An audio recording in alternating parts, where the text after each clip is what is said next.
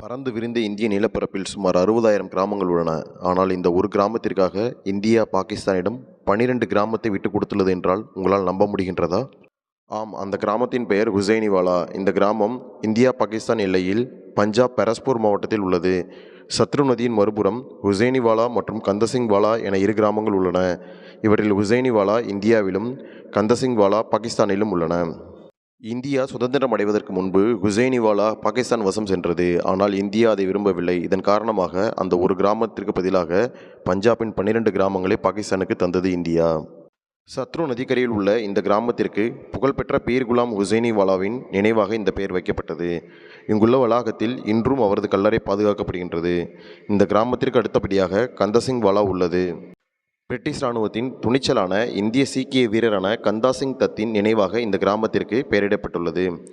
இந்த ஹுசைனிவாலா கிராமத்திற்கு இந்திய சுதந்திர போராட்டத்தில் மற்றொரு முக்கிய பங்கு உள்ளது.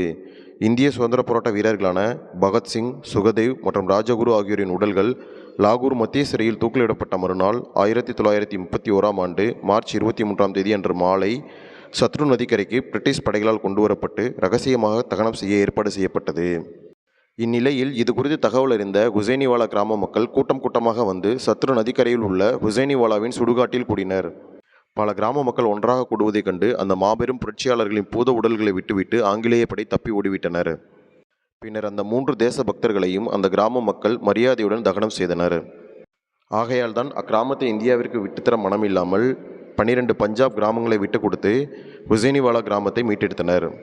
இன்றும் ஒவ்வொரு ஆண்டு மார்ச் மாதம் 23ஆம் தேதி பஞ்சாப் எல்லையில் ஹுசைனிவாலா கிராமத்தில் உள்ள சுதந்திர போராட்ட வீரர்களும் தேச பக்தர்களுமான பகத்சிங், சுகதேவ் மற்றும் ராஜகுரு ஆகியோரின் கல்லறைக்கு மக்களும் இந்திய அரசும் மரியாதை செலுத்தி வருகின்றனர். Thank you. Subscribe my channel for more videos.